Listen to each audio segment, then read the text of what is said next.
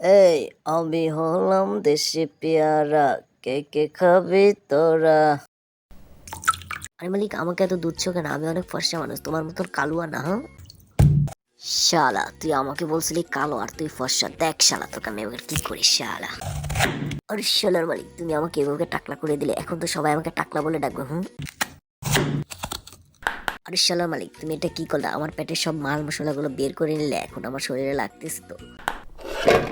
আরে মালিক, তুমি শুধু দেখো, শালাদের গুড়ি একবারে চারটি বানিয়ে দেবো শালা। আরে শালা, তোমার কি আমার সুখ সহ্য হয় না? এই শীতে ঘুমাইছিলাম বউকে নিয়ে, আর তুমি আমাকে এখনই জাগিয়ে তুলো। আরে মালিক, এত চিনি দেওয়ার কি আছে? আমি এমনি মিষ্টি, এত চিনি খেলে সুগার হয়ে মরবে শালা।